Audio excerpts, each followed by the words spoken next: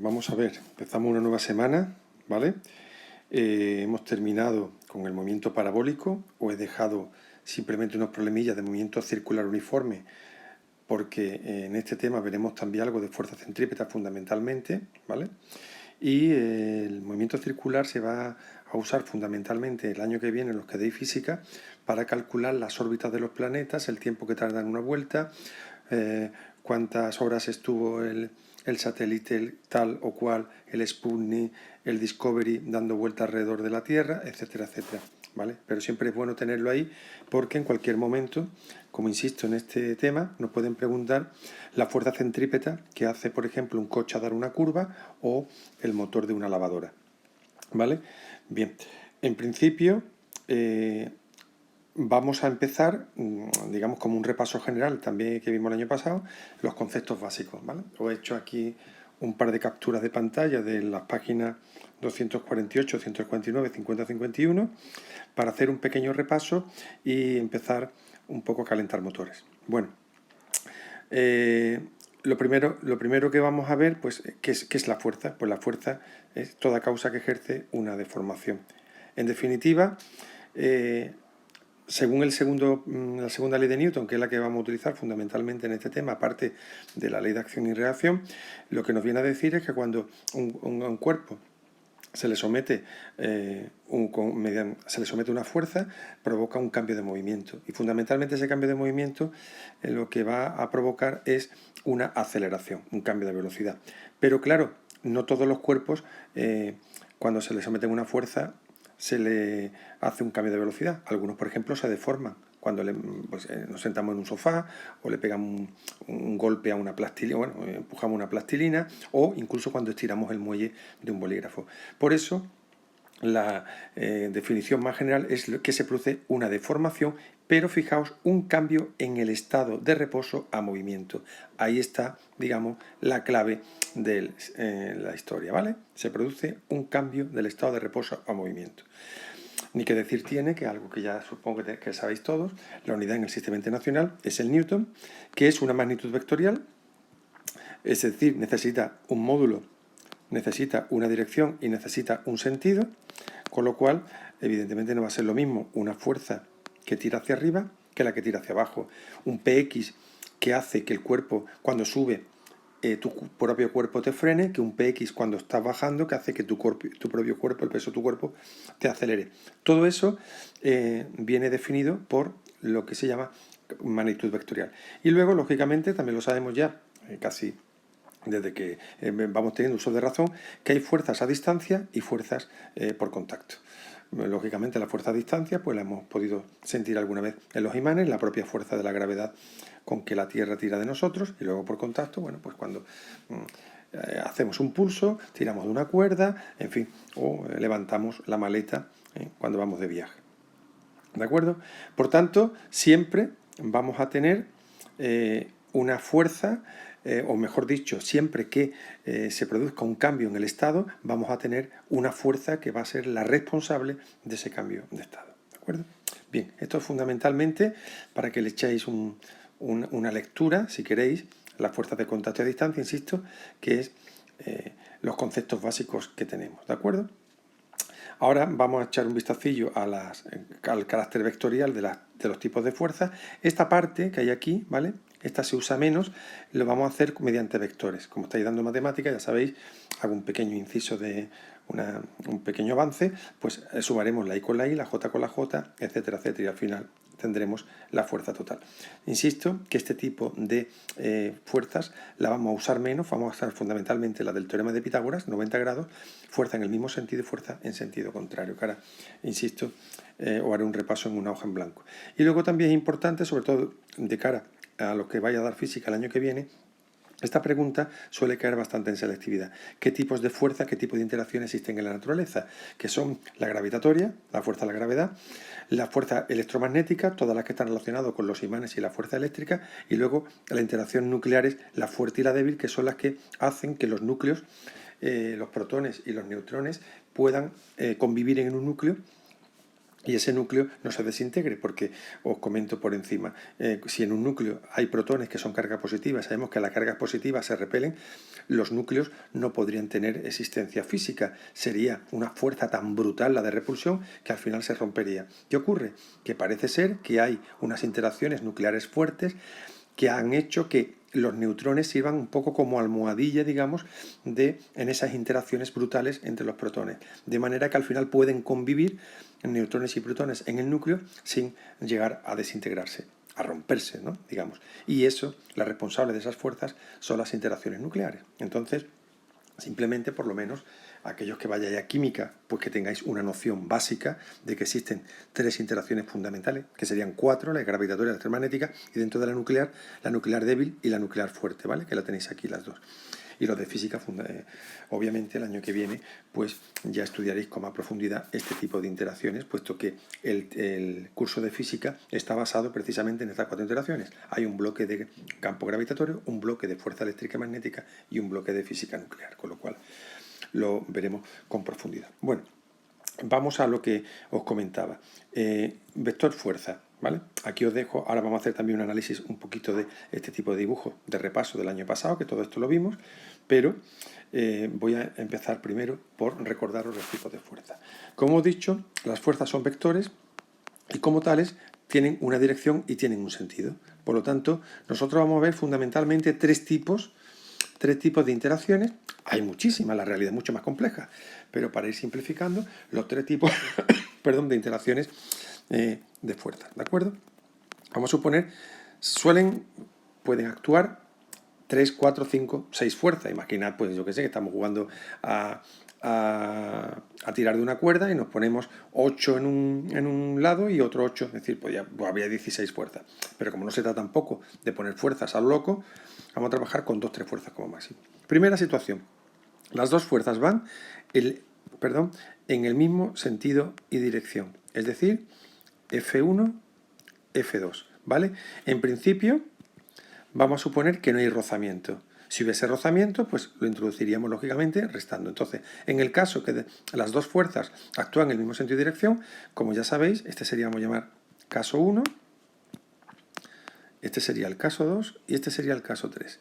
Caso 1, misma dirección y sentido, pues sumatoria de fuerzas sería igual a F2 más F1. Lógicamente eso sería igual a masa por aceleración, pero ahora no nos interesa, digamos, ahora no vamos a tener en cuenta la masa por aceleración, simplemente cómo aplicaríamos el concepto vectorial a estas situaciones. Caso 2.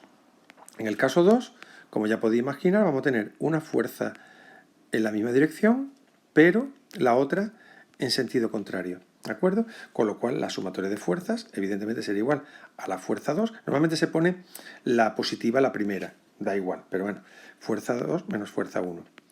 Lógicamente, si yo hago la resta y la positiva, la más grande, siempre será la que se lleve el gato al agua. Por lo tanto, me da igual el signo, porque si la fuerza 2 es mayor, pues lógicamente el cuerpo se moverá hacia la izquierda. Si la fuerza 1 es mayor, pues el cuerpo se moverá a la derecha. Eso ya nos lo dará los datos del problema. Insisto, esto luego será igual a masa por aceleración, pero que ahora no se trata de calcular todavía cálculos numéricos, sino simplemente de hacer un recordatorio del carácter vectorial. Y luego tenemos la famosa situación en la que tenemos 2 fuerzas que actúan en un ángulo de 90 grados, con lo cual aquí lo que tenemos que hacer es el teorema de Pitágoras, ¿vale? Esto lo voy a poner aquí un poquito más claro, si es que puedo hacerlo más claro, ¿vale? Donde tenemos la F1, que va a la derecha, la F2, que sería esta fuerza que, como ya sabéis, es paralela, y esta sería la fuerza resultante, ¿vale? El ángulo alfa, ¿vale? Entonces, aquí tenemos varias posibilidades. Podemos aplicar, en el caso 3, si queremos calcular la fuerza resultante, que sería la hipotenusa, pues haremos lo que ya hemos hecho con las velocidades final y en el tiro parabólico. La fuerza resultante será la raíz cuadrada de la fuerza 1 al cuadrado más la fuerza 2 al cuadrado. Si queremos calcular solamente la fuerza F1 o la fuerza resultante, pues tengo también que por el teorema de Pitágoras y lo de los triángulos rectángulos, el cateto F1 va a ser igual a la fuerza resultante por, como estamos en el cateto opuesto, por el coste alfa. Y por supuesto, F2 va a ser igual a la fuerza resultante por el sen. de alfa, puesto que el F2 es el cateto opuesto, ¿de acuerdo? Por lo tanto, fijaos que cuando un ángulo, o mejor dicho, dos fuerzas forman un ángulo de 90 grados, pues aquí fundamentalmente las tres fórmulas que podemos utilizar son cualquiera de estas tres, nos pueden servir para calcular fuerzas resultantes, ángulos, F1, F2, etcétera, etcétera. Esto sería, digamos, el repaso global de las tres fuerzas más simples, de las tres situaciones más simples que vamos a ver en este tema. Ya aprovecho para que veáis las distintas situaciones que hay, lo que se aparece aquí con el nombre de fuerzas cotidianas. La típica, pues lógicamente cuando un cuerpo está cayendo, que lo hemos estudiado en caída libre, pero fijaos que hasta ahora en esa caída libre no hemos tenido en cuenta apenas el peso, no apenas, que no hemos visto ni peso ni fuerza, simplemente MRUA con la fórmula de la posición, la fórmula de la velocidad, etcétera, etcétera. Ahora sí, ahora el peso va a ser igual a M por A, masa por la gravedad, con lo cual, cuando un cuerpo está cayendo, la fuerza que actúa, que tira de es la fuerza con que la Tierra tira, entre comillas, de ese cuerpo, y eso es el peso del cuerpo.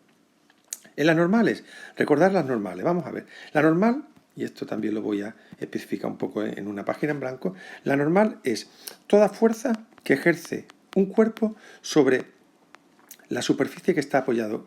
Es decir, como este cuerpo está apoyado sobre este suelo o esta mesa, supongamos, pues ese suelo o esa mesa ejerce una fuerza perpendicular hacia arriba que se llama normal. Y por otra parte, la Tierra tira de él con una fuerza llamada peso. ¿Qué ocurre? Que si yo aplico la sumatoria de fuerzas igual a masa por aceleración, como el cuerpo está apoyado en la mesa y no hay movimiento de bote, no hay ningún bote, si el cuerpo está en reposo apoyado, puedo decir que la aceleración es cero, con lo cual la normal que tira para arriba menos el peso que tira para abajo es igual a cero. Luego la normal es igual al peso. Luego en este caso, la normal, que es la fuerza que el suelo hace sobre el cuerpo que está sobre él, en este caso podemos decir que es igual a el peso.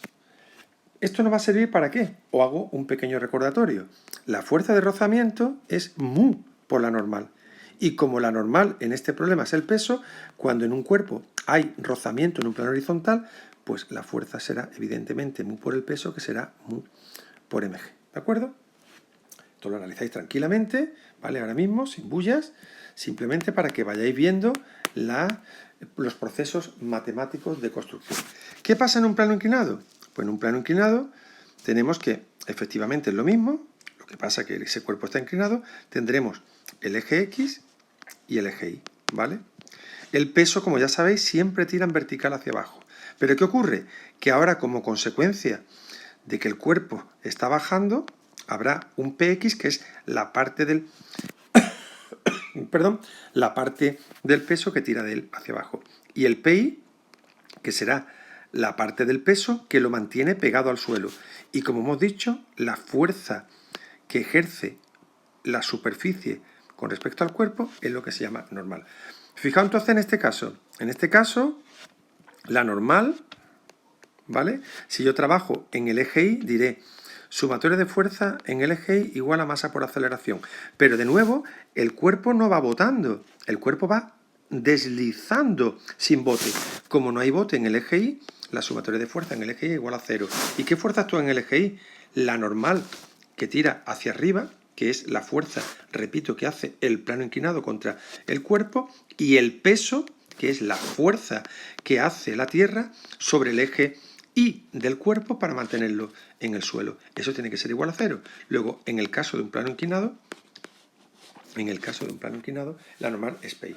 Y aquí está la clave de este ejercicio. La normal en un plano horizontal es P.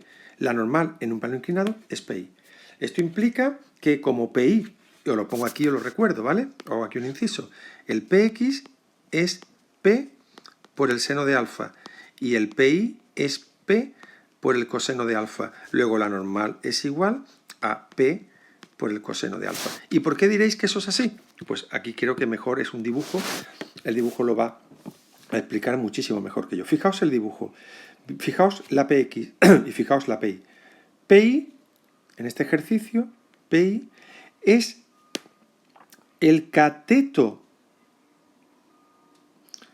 ¿Veis? Lo remarco aquí otra vez. Pi es el cateto contiguo al ángulo.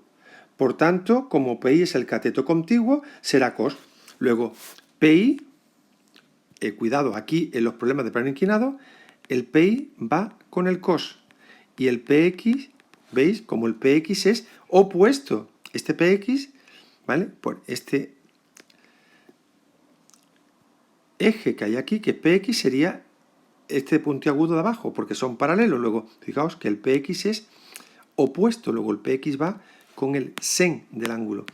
Y aquí es donde está la clave de este tipo de ejercicios, ¿de acuerdo? Que, repito, lo hago a ver si puedo hacer un poquito más claro con el lápiz de goma.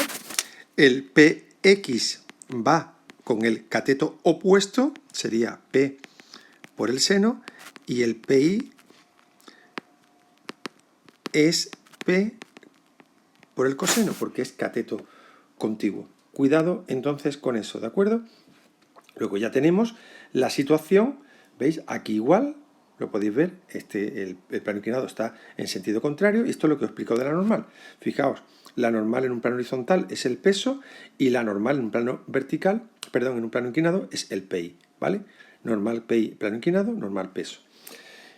Luego también tenemos la fuerza elástica. Recordad, cuando el año pasado veíamos la famosa ley de Hooke, donde la fuerza elástica era K por X, ¿de acuerdo? Pues lógicamente será lo que alargue el muelle en cualquier momento. Siempre vamos a tener un eje, un origen, que en este caso es el origen O, y en función de lo que desplace ese muelle puede desplazar o puede comprimir. Da igual, desplaza o comprima, va a desplazar una distancia X. Esa es la distancia que hay que colocar en la fórmula. Y la K será la constante del muelle. ¿Por qué lleva el signo negativo? Porque siempre que vosotros tiréis de un muelle, el muelle va a intentar, lógicamente, volver a su posición original. Por lo tanto, la fuerza elástica de un muelle siempre será negativa en el ejercicio. Aquí tenéis, ¿veis? El ejercicio del plano inclinado. Fijaos, hay una PX, si queréis os lo hago aquí, ¿vale? Fijaos si tenemos un muelle, ¿vale? Y supongamos que desplazamos sobre un plano horizontal. ¿Qué ocurre? Pues sí, vamos a poner incluso que hay rozamiento, ¿de acuerdo? Tenemos rozamiento, hay muelle, tal y cual. Entonces, estiramos. ¿Qué ocurrirá? Cuando nosotros estiramos hacia abajo, lógicamente el muelle va a intentar volver a su posición original.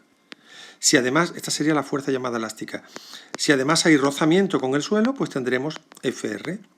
¿Qué va a ocurrir? Pues que cuando yo ponga, vamos a hacerlo un momentito, es que tengo el lápiz de la goma yo no tengo bolígrafo, disculparme, y entonces lógicamente tengo que perfilar muchísimo más. Bueno, esto sería el PX. Esta sería la fuerza elástica, que es la fuerza con la que el muelle quiere recuperar para volver a su posición original. Y aparte hemos dicho que hay rozamiento, fuerza de rozamiento. Entonces, si yo aplico la sumatoria de fuerza en el eje X igual a la masa por aceleración, ¿qué tendré? Tendré el PX que tira hacia abajo positivo, menos la fuerza elástica, que es la fuerza del muelle que quiere volver el cuerpo a su posición original, porque al principio el muelle estaba en reposo. Yo he tirado hacia abajo, he estirado el muelle, luego el muelle quiere volver a su posición original, menos la fuerza de rozamiento, que ya sabéis que el rozamiento siempre frena y siempre se opone, y eso va a ser igual a la masa por aceleración. ¿Y ahora qué hago? Pues iría sustituyendo. Como el Px hemos dicho que es el peso por el seno de alfa, menos la fuerza elástica, que será la constante que me den, por lo que haya el muelle. Este muelle habrá elongado, es decir, habrá estirado una cantidad X. Esa X me la darán, menos FR, que es mu por la normal, igual a MA. Sigo aquí, mg por el seno de alfa, menos k por x, menos mu. Y ahora, ¿qué es n? Hemos dicho que en un plano inclinado, recordad, la normal era el PI, ¿vale? Os lo recuerdo aquí. Aquí lo tenéis. La normal es el PI. Y en un plano horizontal, la normal es el P. Como estaba en un plano inclinado, pues tengo que utilizar PI. Pues me voy a la fórmula y pongo mu por PI, que es mg por el cos de alfa igual a m por a. Fijaos que ya a partir de aquí, pues me darán la m, me darán la g, de aquí me pueden pedir ya cualquier cosa.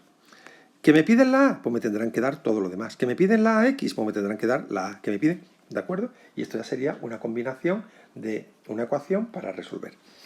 ¿De acuerdo? Bueno, pues con estas pinceladas me gustaría que echaseis un vistazo al siguiente problema. Al problema número 3, ¿vale? Me hacéis el problema número 3, me hacéis, o por lo menos lo intentáis, el problema 7, el problema 8, el problema 9 y el problema 10, ¿vale? Y como estamos a lunes, mañana tenemos clase, pues ¿qué os parece? Os dejo estos 5 o 6 problemas para que lo analicéis bien, con cuidado, detenidamente, sin prisa, sin bullas. Me lo entregáis el viernes, ¿de acuerdo? Y lo que vamos a hacer es que durante la semana, si tenéis alguna duda, ¿vale? Yo iré preguntando así en algún comentario y vosotros mismos me vais indicando las posibilidades de dudas que tengáis, ¿de acuerdo? Pues nada, chicos, espero que haya servido, ¿vale? Cualquier duda que tengáis, estoy a vuestra disposición. Que tengáis una buena semana, que mi fuerza, que mi besos, que mi abrazos. Chao.